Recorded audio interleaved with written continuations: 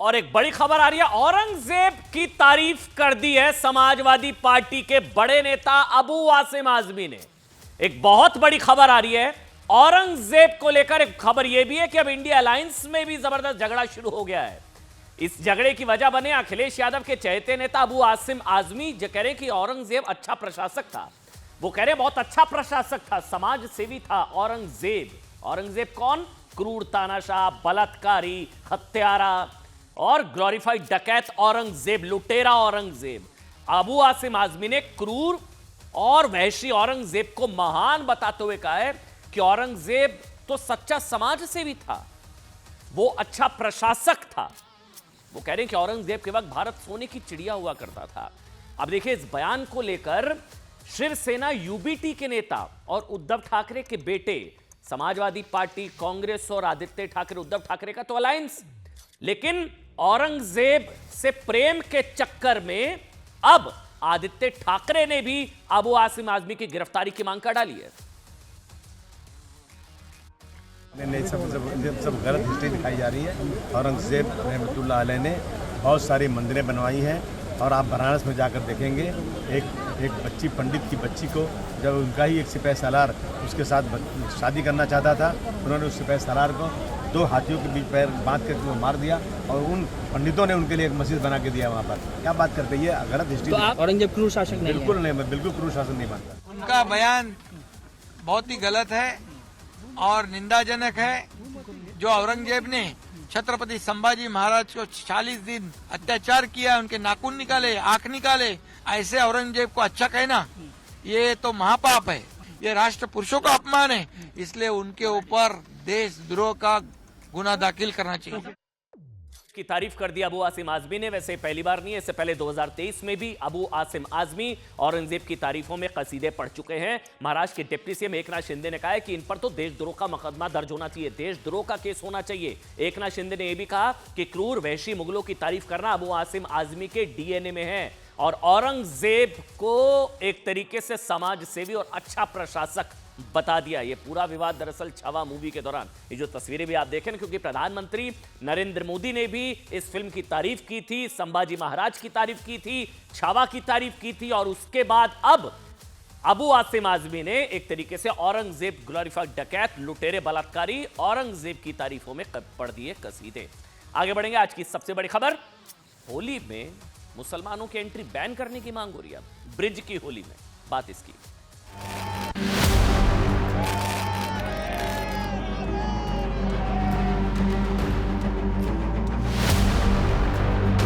गैर हिंदू, गैर सनातनी का प्रवेश निश्चित वर्जित होना चाहिए और उत्तर प्रदेश सरकार को इस पर कठोर निर्णय लेना चाहिए। हम चाहते हैं कि मुस्लिम समाज हमारे होली के त्योहार से बिल्कुल दूर रहे, उनको यहाँ पे नहीं आना चाहिए। सर, वो बिल्कुल सही डिसीजन था। यहाँ पे मुस्लिमों को एंट्री नहीं मिलनी चाहिए क्योंकि ये हिंदुओं का त्योहार है, खाली हिंदू ही इसको सेलिब्रेट करेंगे।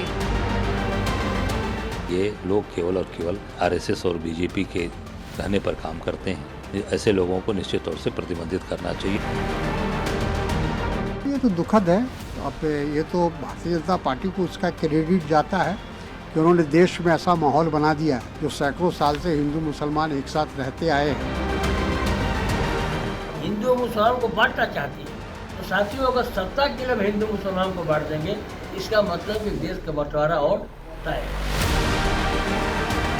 हम भी यही चाहते हैं हमारे यहाँ कोई बड़ी घटना ना हो, इसलिए इनकी आने जाने पर रोक लगा दी जाए, इनकी दुकानों पर पाबंदी लगा दी जाए। तो हिंदू, मुस्लिम, सिख, ईसाई सभी एक बराबर ही होते हैं। इसमें तो कोई वो नहीं है कि ये हिंदुओं का त्योहार है तो हिंदू मनाएंगे, मुस्लिम नहीं आएंगे। हमारी होली है तो हम लोग चाहते हैं शांति से हमारा त्योहार हो, कोई आपसी विवाद ना हो। जो यहाँ के होली के कार्यक्रम है वहाँ पर मुस्लिमों की एंट्री होनी चाहिए, नहीं होनी चाहिए? नहीं होनी चाहिए। क्या वजह है इसकी?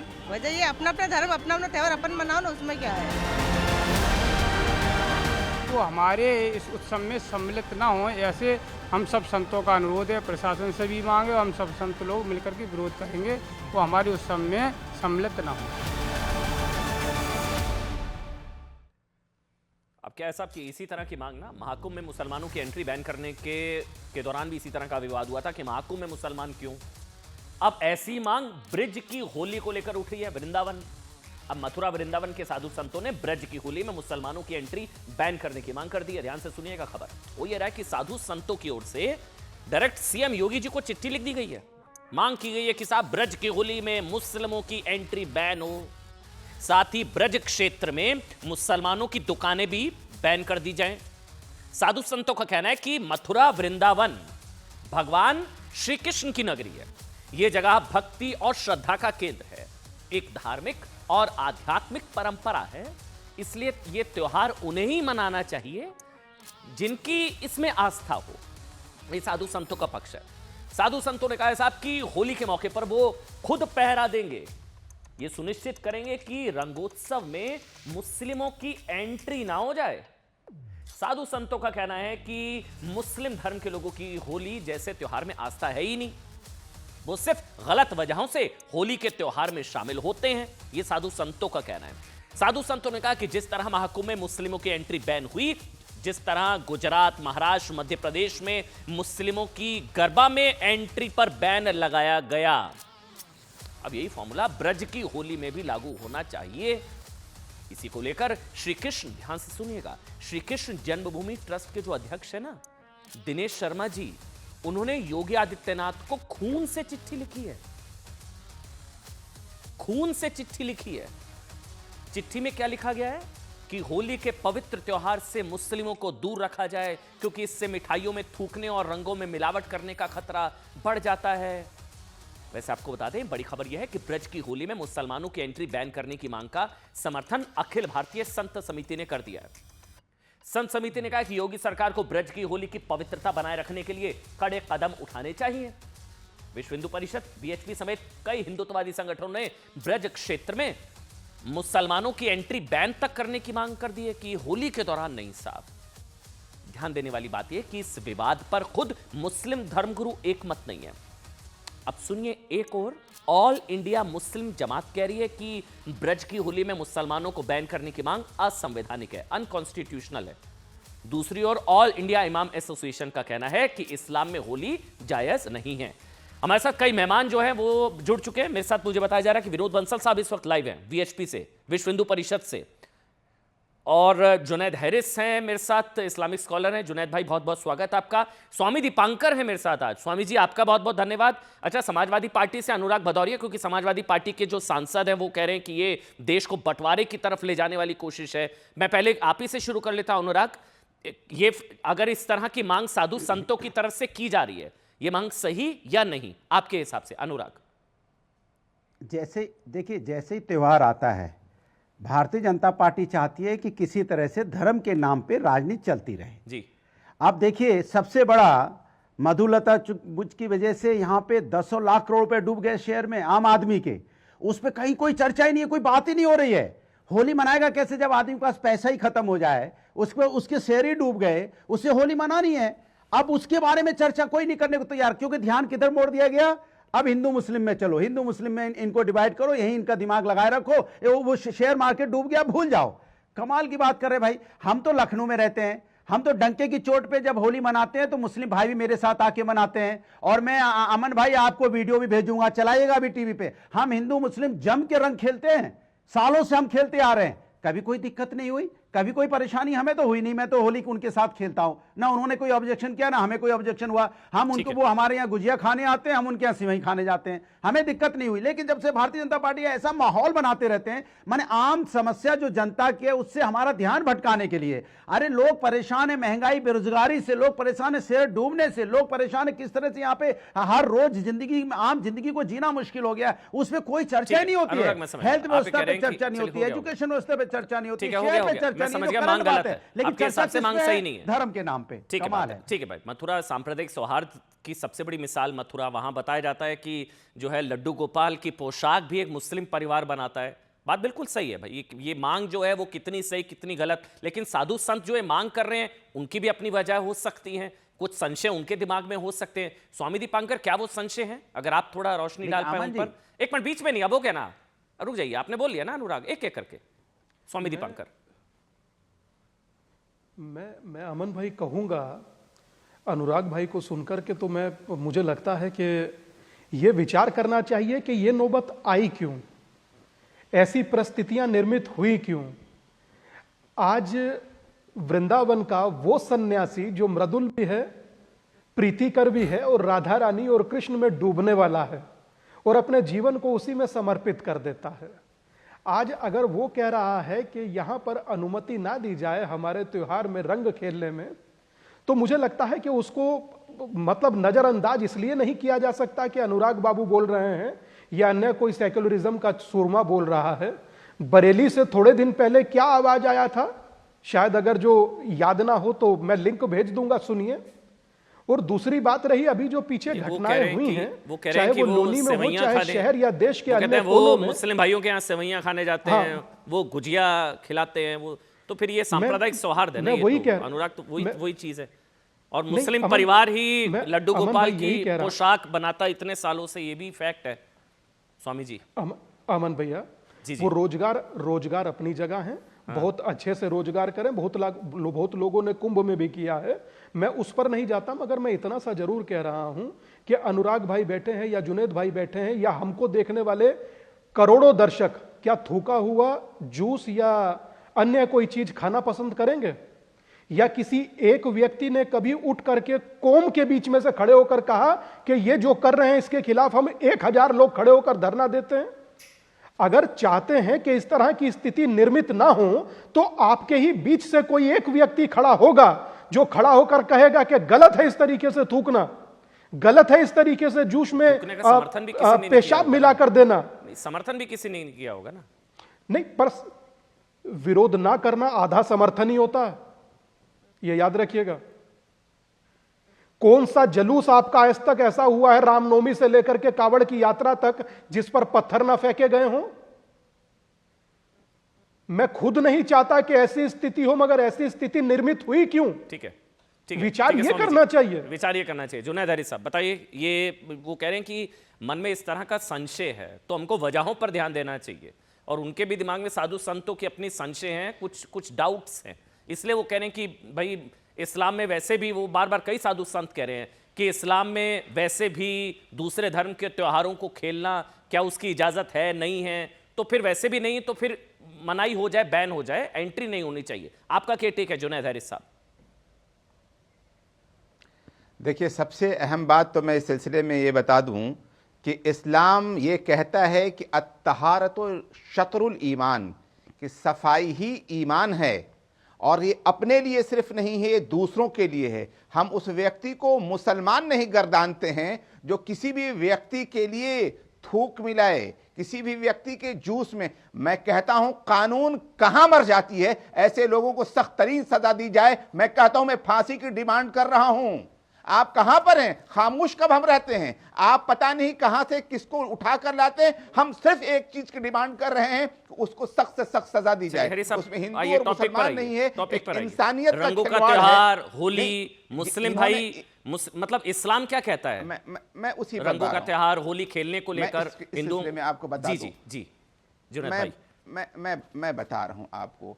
देखिए, जैसे हम अपनी आस्था रखते हैं और अपनी आस्था की आज़ादी चाहते हैं, हम इसी तरह से दूसरे की आस्था रखने वालों को उसमें हम आज़ादी की बात करते हैं। अगर कोई व्यक्ति होली खेलने के अपने त्यौहार को एक खास दायरे में रखना चाह रहा है, हम उसका सम्मान करते हैं, हम उसके लिए आसानी पैदा करना चाहते हैं कि वो आराम से होली खेल ले। जुनैद भाई, आप मेरे सवाल का जवाब दे दीजिए। जुनैद भाई, क्योंकि जुनैद भाई मैं अनजान हूं, मैं अज्ञानी हूं इस्लाम के मामले में, इसलिए आज मैंने आपको बुलाया।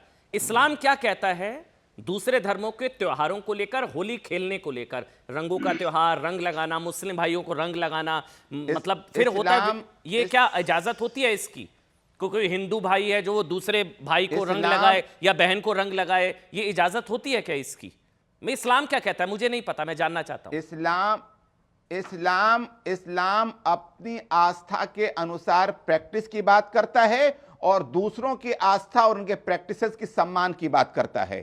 अब इस आस्था की सम्मान की सीमा कहां तक जा रही है, ये एक अलग व्यवस्था है। तो ये खेलना वर्जित तो नहीं है इस्लाम में? अब हर व्यक्ति के विवेक पर है ये। विवेक नहीं, इस्लाम क्या कहता है, धर्म आपका इस्लाम, आज इस्लाम के बहुत बड़े स्कॉलर हैं। मैं बता तो रहा हूं, जब हम क्या जिस आस्था आप में खेलते हैं होली, आप खेलते हैं होली, आप रंग लगाते हैं, आप खेलते हैं? हम अब आपको बता दें, आपने पूछ लिया तो, हमारी जमीन में रामलीला होता है, हमारी जमीन में, हमारी जमीन के अंदर होली पूरा का पूरा मनाया जाता है, लेकिन इसके बावजूद हम बहुत अच्छी चीज है ये, लेकिन मैं हम इसलिए नहीं जानना होली चाह खेलते। रहा हूं। हम आपसे कह रहे हैं हम होली नहीं खेलते हैं, आप नहीं खेलते लेकिन हैं। हम सम्मान करते हैं। आगे हम होली नहीं खेलते हैं। क्यों नहीं खेलते? क्यों? तो उससे क्या फर्क पड़ता है? अरे नहीं, वो बहुत है, वो आपकी चॉइस है सर, वो मैं कौन होता हूं पूछने वाला? कोई वजह है इसमें? हाँ। क्योंकि ये मेरी बात सुनिए, असल में हो ये रहा है, कई साधु संतों से मैंने भी बात की, उन्होंने कहा कि वैसे भी अब गलत हो सकता है अगर कि शरिया के अनुसार मुसलमानों को उन त्योहारों और परंपराओं से दूर रहना चाहिए जो इस्लामी शिक्षाओं के अनुरूप नहीं है। क्या ये गलत है या इसी वजह से आप नहीं खेलते? वैसे भी नहीं खेलनी होली तो वो कह रहे होली मत आइए। इस्लाम क्या कहता है होली खेलने को लेकर, रंग लगाने को लेकर? आप भी नहीं खेलते होली?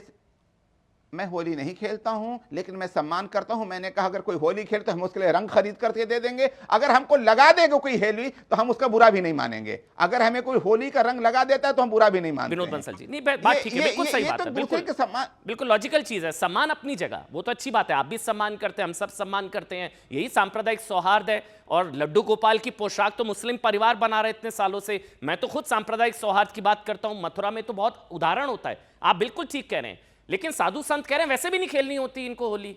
जो मुस्लिम भाई आते हैं वो आस्था की वजह से नहीं आते हैं, उनको वैसे भी इस्लाम में इसकी इजाजत नहीं है, इसलिए आप भी नहीं खेलते हैं शायद।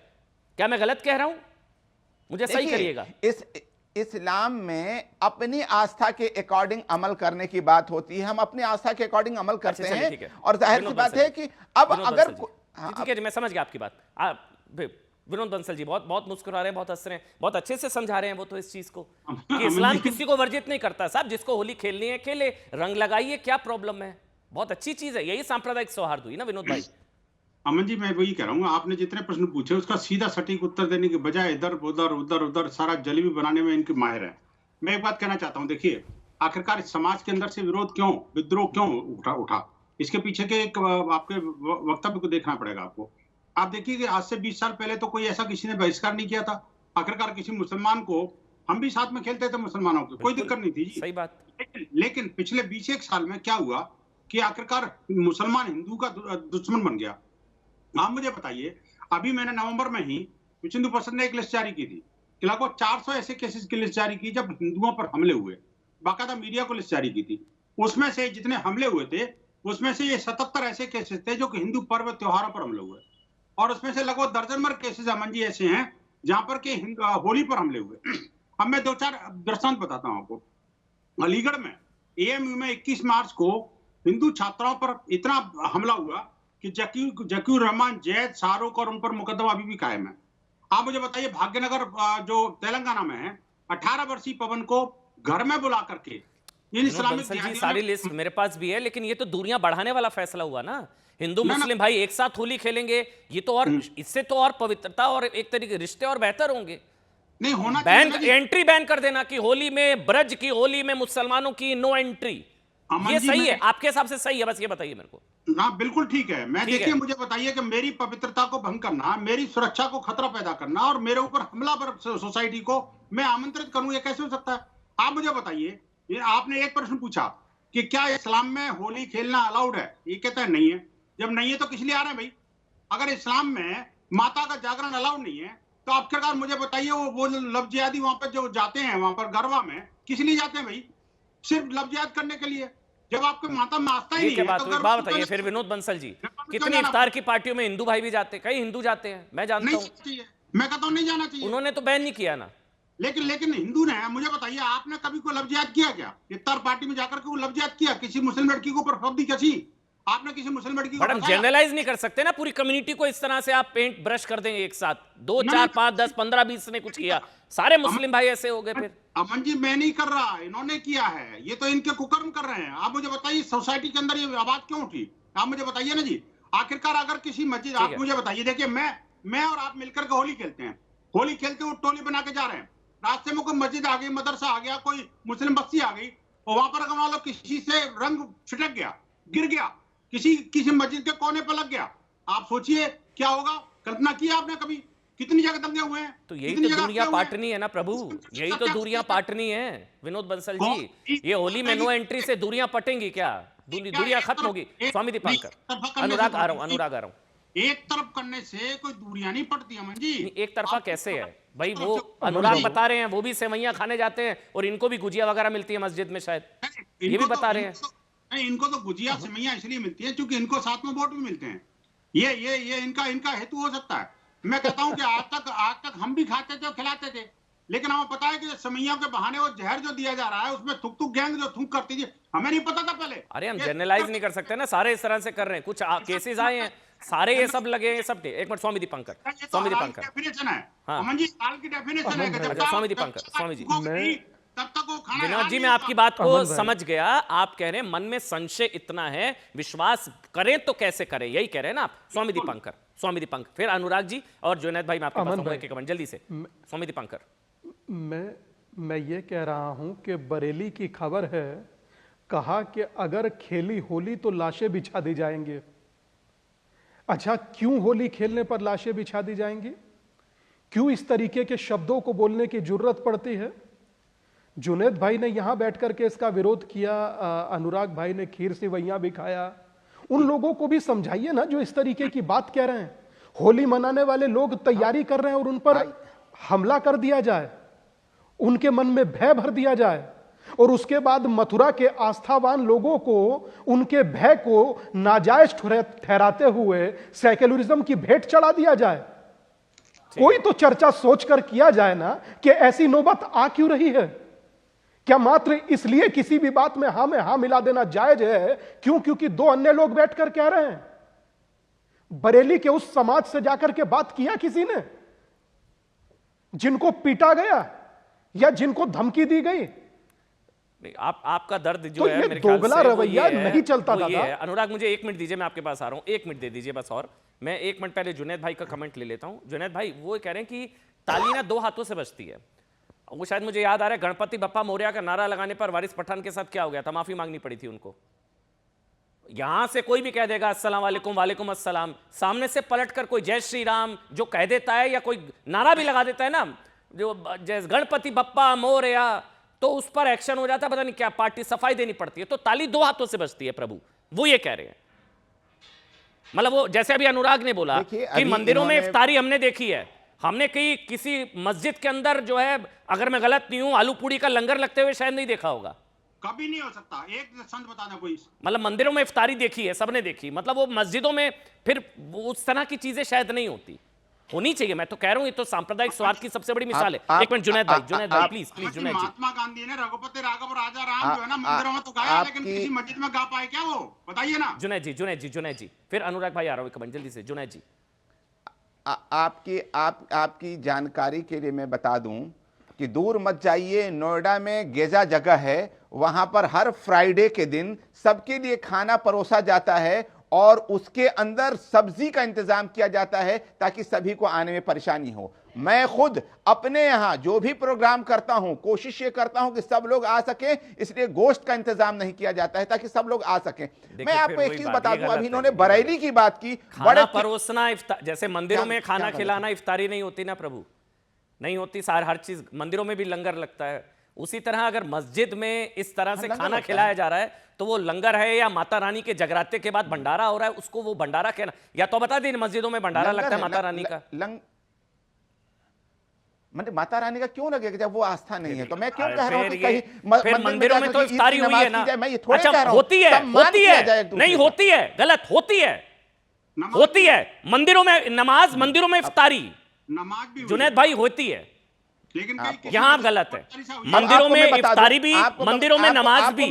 अभी गुड़गांव वाला विवाद था, गुरुद्वारे खोल दिए गए थे नमाज पढ़ने के लिए, अभी थोड़े टाइम पहले की बात है। गुरुद्वारे खोल दिए गए थे। मैं आपको बता दूं, मस्जिदों के अंदर हिंदू रीति रिवाज के मुताबिक लड़कियों की शादी की गई है, उनकी आस्था के अनुसार। ये बाकायदा उनको उनकी पूजा पद्धति के अनुसार सब कुछ करने दिया गया है। करने नहीं दिया गया, मस्जिद प्रबंधन कमेटी ने ऐसा किया है। ठीक बात। मस्जिद प्रबंधन कमेटी ने ऐसा किया है। देखिए मैं आपको एक चीज बता रहा हूं, अभी इन्होंने बरेली की बात की थी, मैं पूरी तरीके से विरोध करता हूं इस बात का कि कोई भी व्यक्ति किसी के बारे में कहे कि होली खेलेगा तो उसकी लाश गिरा दी जाएंगी, हम खुल करके उसके मुखालिफ हैं। आप अभी भी मैं इस बात कहता हूं कि अभी जिस तरीके से शंका की ये बात करते हैं कि थूकने की या बाकी सारी चीजों की, मैं कहता हूं कि समाज में मिलकर मैं तो कह रहा हूं सर दूर करें, और अगर जैसा है मैं तो उसे मुसलमान नहीं मानता हूं। जुनैद भाई मैं भी बोल रहा हूं ये हाइजीन का रिलीजन से क्या लेना देना, वो तो हाइजीन का मामला है, किसी एक धर्म से थोड़ी ना लेना देना, वो तो हाइजीन का रिलीजन से। लेकिन समस्या क्या होती है, सुनिए, समस्या तब होती है जब उस धर्म से उस तरह की आवाज नहीं, दूसरे के हाईजान का ख्याल रखा जाए। अनुराग भदौरिया जल्दी से कमेंट प्लीज। उठती है, मैं तो कह रहा हूं लव जिहाद की बात करते हैं, आइए जितने केसेस हैं मैं आपके साथ हूं, इस्लाम में लव जिहाद जायज ही नहीं है। देखिए मैंने आपसे बोला, अनुराग प्लीज, मैंने आपसे बोला कि बरेली से आवाज आ रही है, कौन है वो लोग, सरकार क्या कर रही? भाई कोई इस तरह की बात कर देगा और सरकार चुप बैठी, हम डिबेट करेंगे उस बात पे। वैसे तो बुलडोजर पहुंच जाता है और हम डिबेट करने बैठे हैं यहाँ पे, इसके मतलब सरकार कमजोर है, कानून व्यवस्था एकदम लचर हो चुकी है उत्तर प्रदेश की। ये बात अगर आप मान रहे हैं तो कानून व्यवस्था का मामला है और कानून व्यवस्था मजबूत होनी चाहिए। अनुराग इसके मतलब कानून व्यवस्था में कहीं ना कहीं लचर है जो इस तरह की बात हुई है, और आप लोग ही तुरंत उनके लिए वकील खड़े कर देंगे। चलिए शुक्रिया, आगे बढ़ेंगे। एक मिनट जाइए, बड़ी खबर ये है, IIT बाबा को अब खबर मिल रही है, जमानत मिल गई है।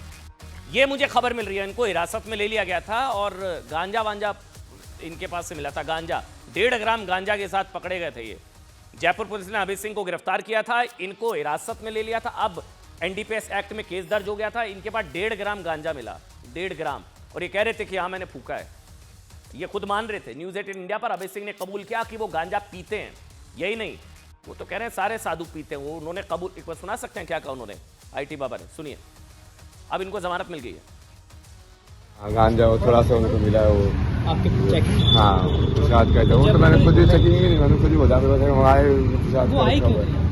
वो आए तो पता नहीं क्या किसी की किसी ने ऐसे बोल दिया कि बाबा जी आत्महत्या कर रहे हैं क्या, अजीब से केस का बहाना लेके आए ना, बट वो फिर वो करके कुछ और गए। वो फिर मैंने उनको भी बोला कि यार अब ये प्रसाद पे करोगे तो कुंभ में तो इतने सारे लोगों को नहीं पीता है, फिर सबको गिरफ्तार करो फिर।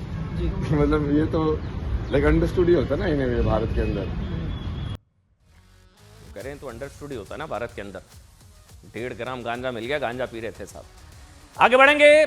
सफल कप्तान, कांग्रेस ने क्यों किया अपमान, बात अब इसकी।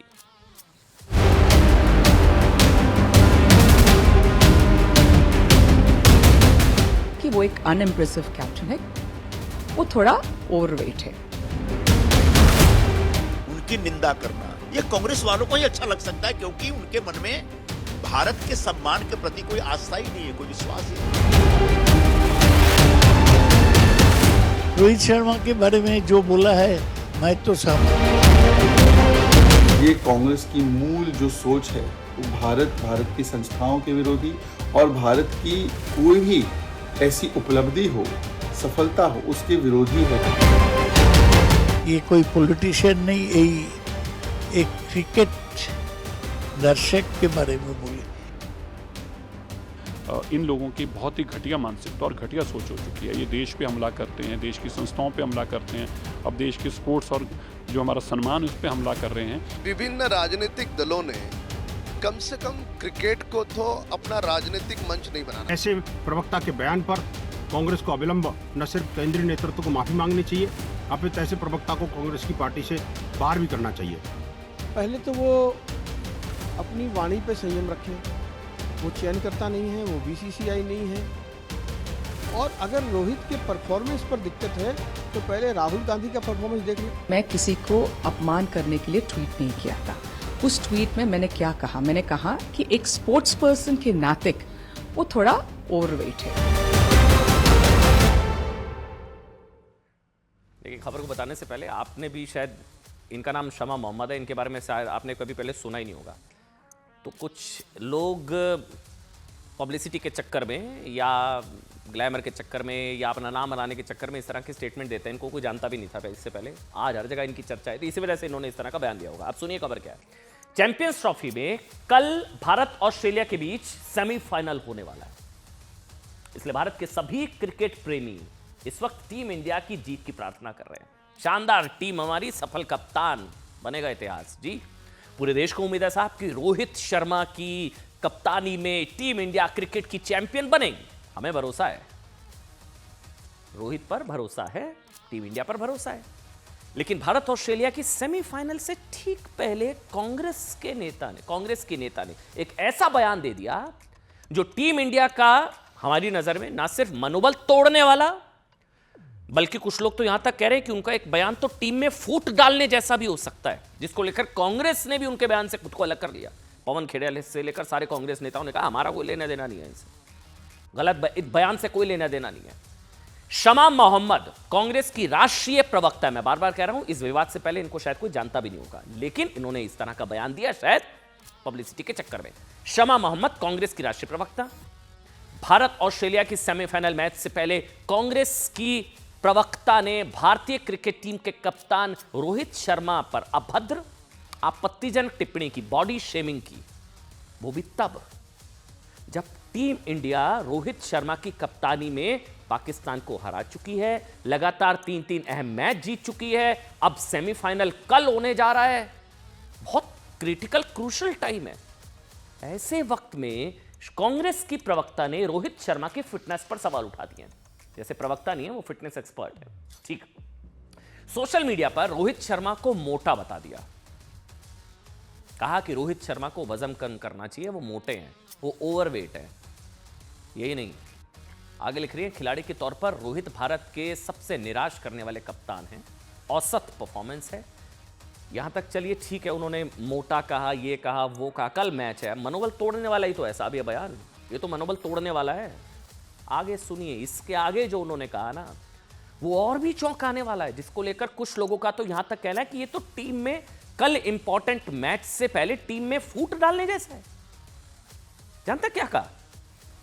शमा मोहम्मद ने रोहित की तुलना एक तरीके से विराट कोहली से करते हुए कहा कि जब विराट कोहली मोहम्मद शमी के साथ खड़े थे तब उन पर बीजेपी के लोगों ने क्यों हमला किया।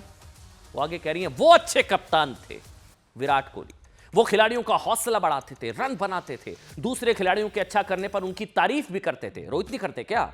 आप क्या करना चाह रही हैं? लड़ाना चाह रही हैं? कल मैच से पहले रोहित विराट को लड़ा रही हैं आपको क्या मिलेगा? लोग ये सवाल पूछ रहे हैं कि सेमीफाइनल से ठीक पहले ये टीम में फूट डालने वाला बयान क्या नहीं है, और रोहित विराट को यहां लड़ाने की क्या कोशिश नहीं हो रही है? क्या इंटरेस्ट है कांग्रेस पार्टी का या शमा मोहम्मद का? क्या मिलेगा उनको? कल मैच है साहब, कल। आप चाहती हैं ना जीते इंडिया, हम भी चाहते हैं, पूरा भारत चाहता है, 140 करोड़ लोग चाहते हैं, आप भी चाहती हैं शायद।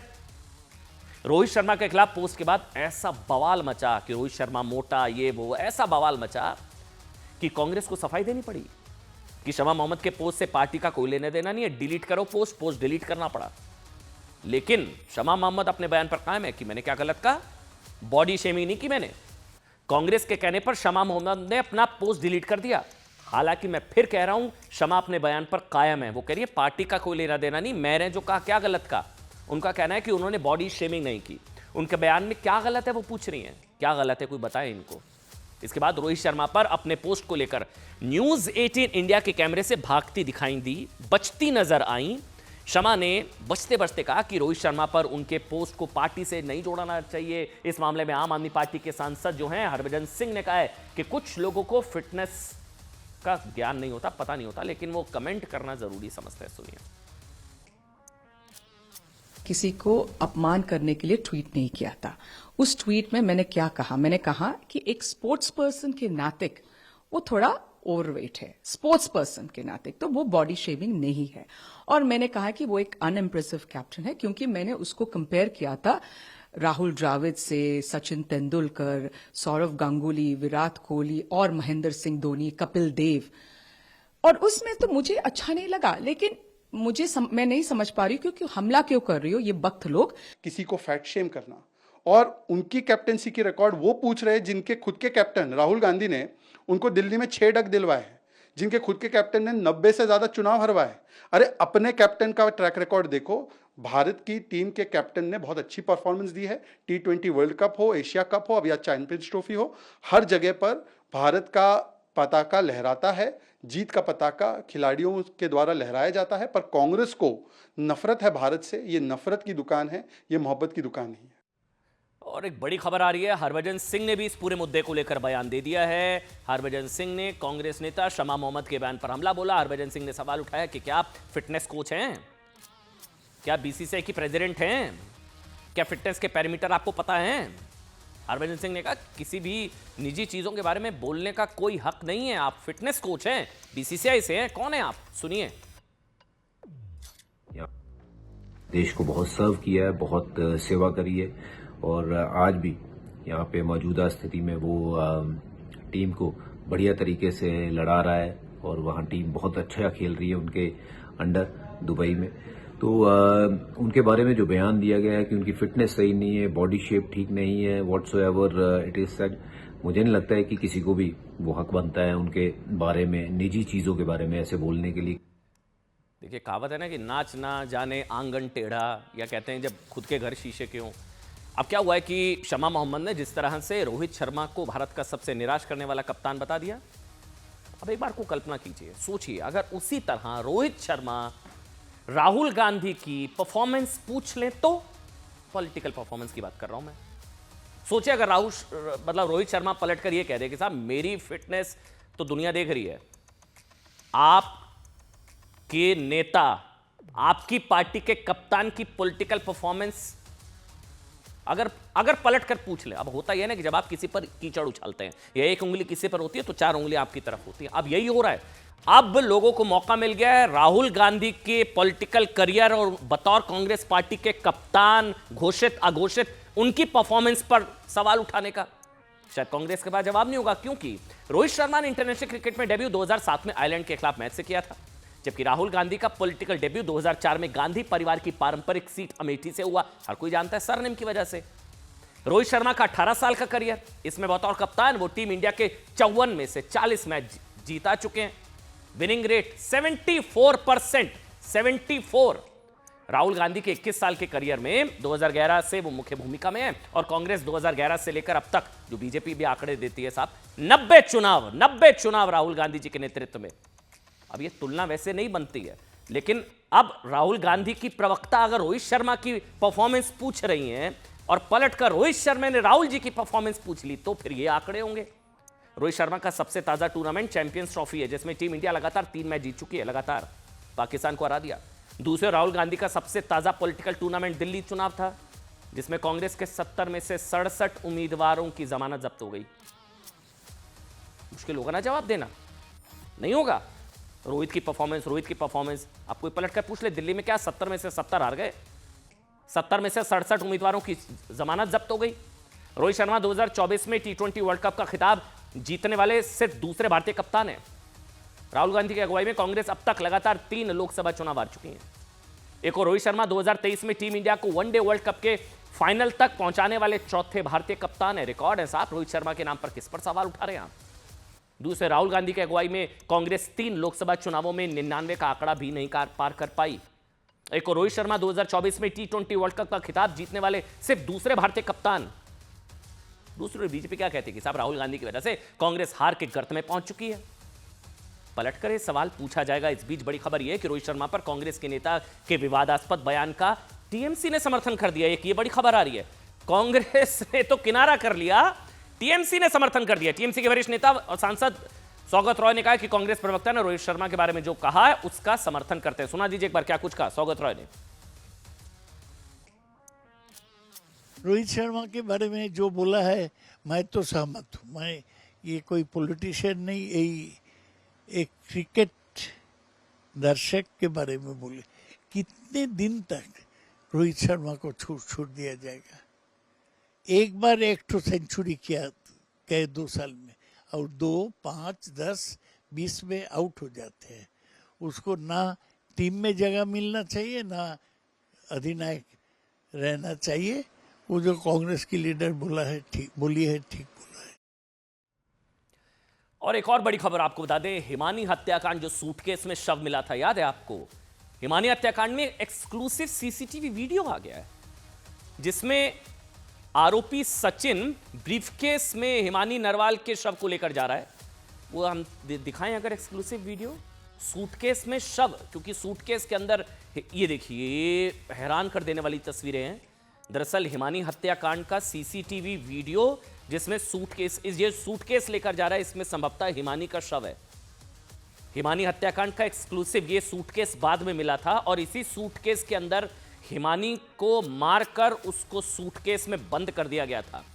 कांग्रेस के नेता हिमानी नरवाल की मर्डर मिस्ट्री को लेकर आज हरियाणा पुलिस ने भी बहुत बड़ा खुलासा किया। आज हिमानी की हत्या के आरोपी सचिन को 3 दिन की पुलिस हिरासत में भेज दिया गया। 3 दिन। पुलिस के मुताबिक कांग्रेस नेता हिमानी नरवाल की हत्या उसके दोस्त सचिन ने मोबाइल चार्जर के तार से गला घोंटकर की थी। Mobile charger. पुलिस का कहना है कि आरोपी सचिन 27 फरवरी की रात रोहतक में हिमानी के घर पर रुका था। 27 फरवरी रात में रोहतक उसके घर, जहां रात में दोनों के बीच किसी बात को लेकर झगड़ा हुआ, जिसके बाद आरोपी सचिन ने मोबाइल चार्जर से गला घोंटकर हिमानी की हत्या कर दी और ये फिर सूटकेस के अंदर हिमानी को डाला और फिर वहां से चला गया। आज रोहतक एडीजीपी के राव ने हिमानी हत्याकांड को लेकर एक प्रेस कॉन्फ्रेंस की, जिसमें उन्होंने इस हत्याकांड के पूरे सीक्वेंस का खुलासा किया। उन्होंने बताया कि सचिन ने हिमानी के साथ हाथ चुन्नी से बांधे, फिर मोबाइल चार्जर के केबल से गला घोंटा, सूटकेस खोला, शव को अंदर डाला। इसके बाद सचिन हिमानी की अंगूठियां, सोने की चेन, मोबाइल, लैपटॉप व अन्य आभूषण एक बैग में डालकर हिमानी की ही स्कूटी लेकर अपने मोबाइल शॉप पर चला गया था और आज इसको 3 दिन की हिरासत में भेज दिया गया है। यहां पर एक छोटा सा ब्रेक ले रहे हैं, तुरंत हाजिर होंगे। ब्रेक के बाद बड़ी खबर, पादरी, मेरा यीशु वाला पादरी याद है, यौन उत्पीड़न की एफआईआर दर्ज हो गई है उन पर। सोशल मीडिया पर बड़े बड़े चमत्कारों का दावा करने वाले आत्महत्या से बात कर रहा है। नीतू कौन है? हमारी पापा एक नई कोठी मिलने के लिए जा रही है यीशु के नाम में। पवित्र आत्मा कहता है नौकरी लगेगी। मरे हुए को जिंदा करने का दावा करने वाले अनॉइंटिंग यीशु मसीह के नाम में देख अबला शबला बबला शबला। Wow, amazing miracle. Cancer, TB जैसे गंभीर बीमारियों के इलाज का चमत्कार दिखाने वाले गोपाल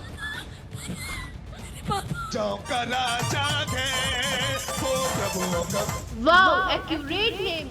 खुद को परमेश्वर का प्रतिनिधि बताने वाले कर रहा है। आ गाड़ी यीशु मसीह नासरी के नाम में आ गाड़ी खेल रही है। चलो चलो चलो, छोड़ो छोड़ो छोड़ो और इसी समय निकल जा बाहर छोड़ दे इसके बच्चे। पंजाब के पादरी बजिंदर सिंह, जो अक्सर लोगों की समस्याओं को दूर करने का दावा करते दिखाई देते हैं, अब खुद बड़ी मुसीबत में फंसते दिखाई दे रहे हैं। पादरी बजिंदर सिंह पर एक महिला ने यौन उत्पीड़न का आरोप लगाया है, जिसके बाद पंजाब के कपूरथला में उनके खिलाफ शिकायत दर्ज की गई है।